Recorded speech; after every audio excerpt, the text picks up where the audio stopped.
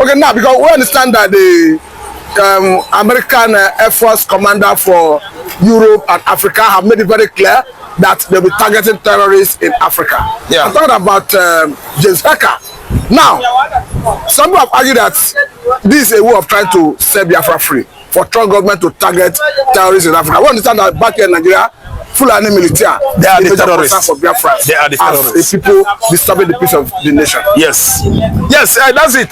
We know actually that the terrorists we are talking about today in Nigeria, 95% of them are coming from Fulani extraction. And when you talk about Christians, largely Christian, dominated regions, they are the Igbos. Come quote me, if you are telling me about the Mid Belt, they are the Igbos too, because that was the boundary between the former East Central State region, yes, Southeast region, after Britain, after independence, started from Niger State, Plateau State, some part of Kaduna, down to Benue, and where did it end? River State. We were all East Central State, Southeastern region, during the time or era of regionalism or unitary system of government in Nigeria. So what I'm trying to say is that America is coming, and that is going to be used as an excuse to set the Igbos free, because most of the enemies of the humanities in Nigeria here are from Fulani extraction, and all their militias are one, the animal rearers, those animal husbandry, the ones that are rearing cattle, goats, and the rest of them from place to places. They are the Fulanis, and they are the one constituting number 4 deadliest terrorist group in the world, according to studies by United Nations and the other rating or ranking establishments. They have given Fulani headers that rating. It is not by me. So American coming to Nigeria for military strike or operation, I think it is part of emancipating by force. Is it in the right direction? Yes, it is in the right. America should come here, because once some argue that will breach Nigeria's sovereignty. No. Nigeria, nobody. If terrorist is using you as a shelter, if terrorists have seen your land as a fortress, I think you are posing a danger to other members of the world. Even as we speak, America under Trump already bombed terrorists in Somalia. Thank you so much, because Somalia is housing Al-Shabaab, and that Shabaab is posing a serious threat, dangerous threat to Kenya, to Uganda. That Salam is very close to Somalia, and you can see that from Somalia, Al-Shabaab have been going to Southern Africa, Kenya, Zambia, and so on and so forth. So Nigeria will never boast of sovereignty or whatsoever when they are safe havens for ISIS, for Al-Shabaab, for Boko Haram, for Al-Qaeda, ISNL, ISS, the one that comes from Afghanistan.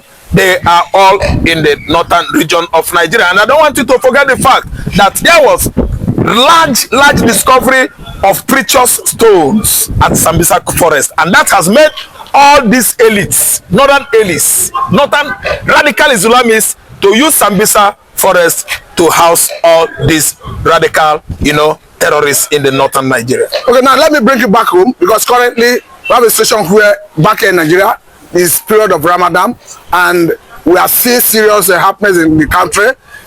Of course, these have made the Middle Belt to say, good Lord, count us out of the north, because we have it currently in Kano State. They are enforcing fasting.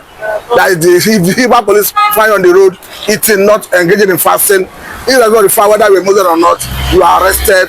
And in Bauchi, you have seen a man who flogged the wife to death simply because the woman did not meet his standard of breaking fast. And for what we are seeing, the people that are saying, if this is what Islam is, count us out. I understand this, your Igbo brothers. What is your take? I know, as somebody from Southeast, it has been a common tradition. We know, and we take them that way. We take them the way we see them. But my blame still goes to the Mid-Beltans. The Mid-Beltans over the year are romancing, living together, even fighting for Fulani Hausa Muslims right from onset, from the beginning of Nigeria. So what am I trying to say? I'm being surprised. How are they waking up by now? They are waking up from their slumber. It is very late. I will use the word lately. The Mid-Beltans are waking up lately. Have you forgotten that it was due to the perpetrator of Atta of Igala in 18th century that still engineers the Fulanis to be killing people from Kogi, killing people from Benue?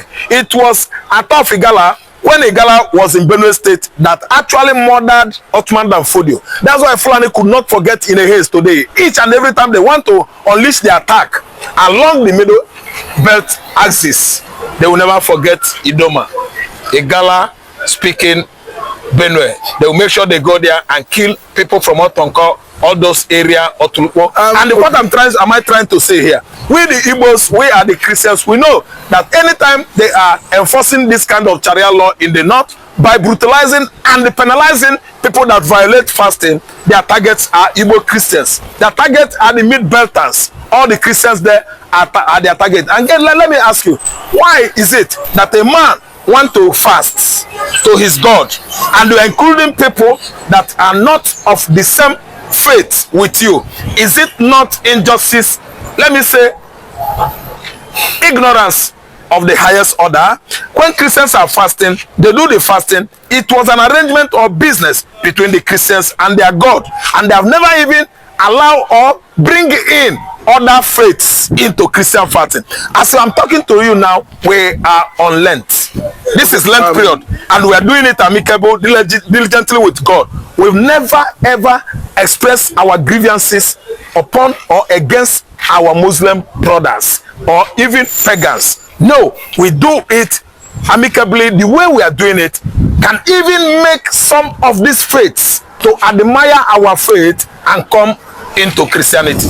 But these Islamists, these extremists in the north, they don't think it that way. They always follow that ideology and the agenda set by their master prophet Muhammad. Take it by force, force them by force. Failure to believe in your God, slew or slaughter them.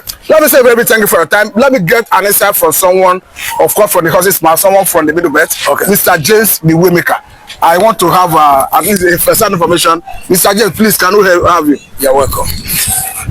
We want to have an insight from someone from the middle belt to hear from the horse's mouth. Of course, Mr. James, let us get a view. You were quoted the other time to have said that if it comes to a certain level, that you are ready to, your region is ready to join Biafra, considering the fact that you refuse to be forced into a strange religion. Thank you for having me. I've said it over and over again that living with the North is not by force, because we've seen that trying to make a brother with them, trying to make a friend with them is not yielding a profit for, rather than is destroying our region. And that's why we have come, that if you come to us, we are also ready to separate. I keep saying it, that don't know any region in this country that is pushover. Middle belt can live on their own. If you look at countries like Spain today, that many Nigerians are struggling to go to, that if many Nigerians get visa to Spain today, they have to go to church and do Thanksgiving and be shouting up and down. What is Spain doing? Spain, we are not Spain for producing wine. So we, the middle belt, we have what it takes. We contribute a large percentage of feeding this country. So nobody should write us up. We cannot fold our hand and allow this Fulani to come and finish the whole region. Of course, whether the Osime don't follow what you call it or not, you have any issue with middle belt, I don't. That is not our business. That is past gone. If you are using that aggressive to come and keep people in Benin, you keep people in Plateau, we are saying it's no longer acceptable by us. Okay, now let us look at what is happening currently. Yes, talking about the man that flogged the wife to death in Bauchi, talking about enforcing fasting in Kano. Do you think this can come upon middle belt if care is not taken? Yeah, of course, it's everywhere. I watched a video in Imo State yesterday, and in Enugu yesterday. I was almost crying. Where you see women, mothers, daughters, they were crying because according to them, they say Fulani is coming to raping them, doing all sorts of them for those women. So this thing is generally is going, and that was why we were saying that we better speak now. Let's speak out to take these people to where they belong. Fulani are not the owner of Nigeria. Let's say it to them, they're not the owner of Nigeria. The same right the Fulani man have is the same right the middle belt have. The same right the middle belt is the same right the Igbo man have. So why would they now claim that they are first class? Do you think the middle belt can compete with the Fulani in terms of strength, power, just like Ati said? Of course. If you, but you're not the one, you have interviewed me severally that the middle belt are the one that stopped them. at the first time. Stop. The caution of us, madam. Yes. So if we have done it before, what make you think that we cannot do it again? We have what it takes. All is that we are just trying to obey the rules of law. That we don't want to take law into our hands. But it's as if they want to use our avenue to be causing more mayhem to us as a middle bed. And that's why we are saying we can no longer continue with this. If they continue like this, we will take the law into our hands too. So that's why we are telling President Bola Ahmed Tinubu to do the needful. Restructure this country. You are building on 40 foundation, and that's why President Bola Ahmed Tinubu is becoming more unpopular on a daily basis. Now, let me drag you to River State, where currently the governor is battling with 48 hours to represent 2025 budget. We understand that Supreme Court have since dissolved the local government election that was held in that state, and that the Matramawule's led House of Assembly is the one that is recognized by the Constitution, and this have already set a stage for tribal crisis. The judges are already saying, if you deprive rivers of resources, Nigeria will lose resources. What is your take? My simple take is that I've been criticizing Tinubu. I've been criticizing Tinubu that Buhari is better than Tinubu. But on this, I want to tell you what Tinubu have displayed now. Buhari is far better in terms of democracy than Tinubu. Because why do I say this? Let's go back to history. Under Buhari government, Amechi was a minister to Buhari, Minister of Transportation. Wike was governor then. And you know that Wike and Amechi was cataract then. But in all that Amechi tried to do to take over river, did Buhari supported Wike, Amechi? The answer is no. And the same thing played out in Edo State. The same thing played. Buhari hold himself. Even Buhari have allowed Obaseki use his 4 years without intervening. But why is Tinubu doing this? If you belong to Tinubu camp, Tinubu government will use every available power to make sure that you win the case. That's why I'm in the best opinion that Nigeria have three arms of government: the executive, the judiciary, the legislature. But as I speak to you now, both in federal and in state, we only have the executive, because the judiciary and the legislature are being pocketed by the executive, both in federal and in state. That's why President Bola Ahmed Tinubu, whoever he side, win in court. Whoever he side, the legislature go to the person's favor. Also the same thing in the state. Go and look on our state. As I speak to you, the judiciary, the legislature in each state, they are submitted to the executive, the governors. Is it better for our democracy? The answer is no. Now let me take you on this, because currently there is already tension in that state. You understand that Nigeria have already trod on this part before under Yaradua, with a situation where the military bombarded places in Niger Delta. Talking about Baramatu that was hard hit that time. And if care is not taken, we may return to that era. Do you fear for monumental waste of life and property? No, permit me to finish the first question you asked me. Because where I'm going to is that the way Tinubu is handling everything, for me, I'm shocked. I believe that he's mature more than this, but the way he's now behaving to us, he believes that he must get everything by all means. What am I saying in essence? You are trying to use, the Wike is using Tinubu by all means to fight this fight. Because without Bola Ahmed Tinubu, Wike cannot win fight. During his time, nobody win him as a governor. Why do you want to win a city governor? Now, if you are back to the question you just asked me. If you ask me, maybe Tinubu want to use his hand to scatter the country by himself. Because this crisis that is about to burst in River State, if it bursts today, I want to tell you that many people will use this avenue to do what they want to do in Nigeria. Don't forget that River State control almost 50 or to 60% of where our resources come from. And you think by removing Fubara, it's going to be an easy journey for them? Or as I speak to you now, all the old governor, former governor in River State, they are all backing Fubara. All the old political gladiators in River State, they are all backing Fubara. Because Wike want to be one man mopo in River State, and no man is bigger than a state. No man is bigger than a state. Even Tinubu, that is Jagaban, that is grabbing the power and run away with it. Tinubu play his politics very well in Lagos State. He carried the elders along in Lagos State.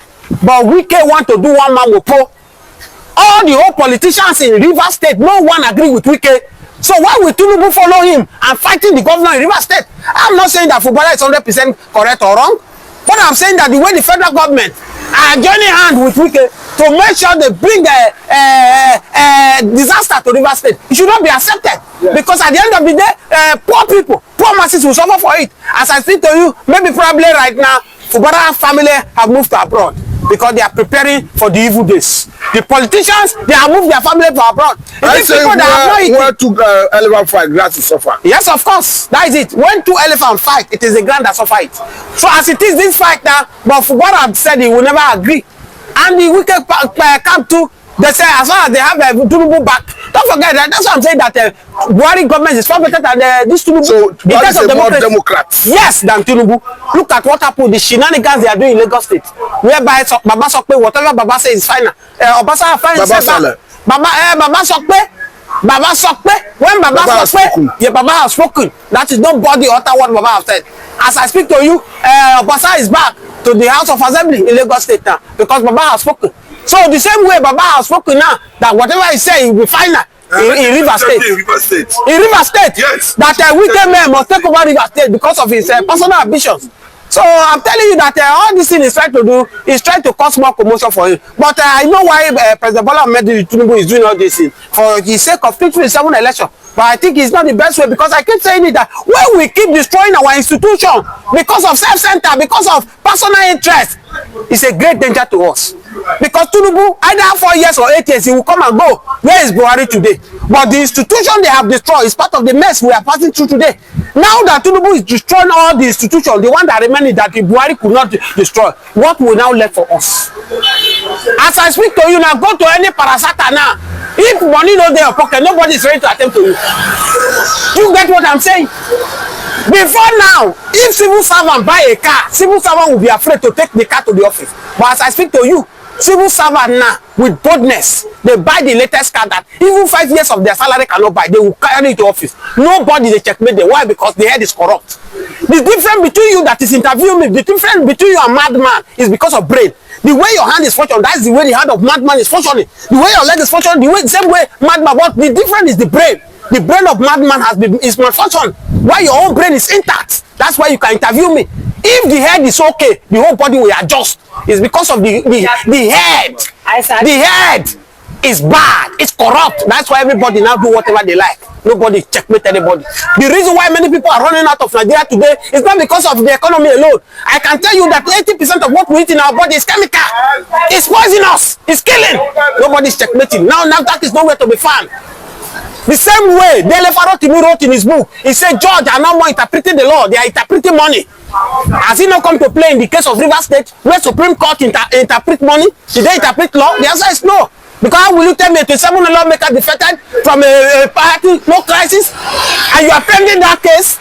You are now saying that you reinstate them back to the National Assembly. So for me, that's to show that everything that Dele Farotimi wrote in that book, that Nigerian judiciary are interpreting money, they are no more interpreting law after the election in 2023, is true. Let me say very thank you, but I don't know whether you have time to answer the other question, talking about the people estimated, or rather people who may lose their life and property in the event that this crisis escalates. Yeah, I just told you that Nigerian politicians are self-centered, they don't care. It's just like President Bola Ahmed Tinubu. If everybody die, if it is two people that remain, President Bola Ahmed Tinubu will be very appreciated to rule the two people. They just want to. Everybody cannot be Jonathan. Remember, it is Jonathan that said that my ambition does not want any blood of any Nigerian, and he answered for Buhari. Then, if you can remember, but how many politicians will agree? They would rather allow blood to flow, and that is what is about to go down in River State now. Because Fubara also is ready. That he said it, I watched it on channel, that he's ready, whatever that will be the outcome, that he knows what is going to happen, that he is ready to pay dearly for it. So as I talk to you now, I pity the poor masses in River State because they are going to suffer a lot. They are going to suffer a lot. So if you ask me, if I were President Bola Ahmed Tinubu, you will have advised this weekend to share the sword and wait for 2027 elections. So are you saying posterity will not forgive Wike in the event of escalation of this crisis? Of course, even before now. Do you know how many swear people have swear for Wike? For how he maneuvered the election in 2023 because of his personal ambition in River State? If you tell blind man that Tinubu win the River State, the blind man will agree with you? So before now, even before he's doing all these things, are people happy for Wike? But these people are blood-sucking demons. They don't care if you like lay curse on them. But karma is real. they will definitely pay for there for it. It might not be today, it might be tomorrow. Thank you very much for your time. The watchword is karma is real. You will definitely pay for it one day. This is a good place to let you go. This is Satellite Media and I'm Mr. Martin.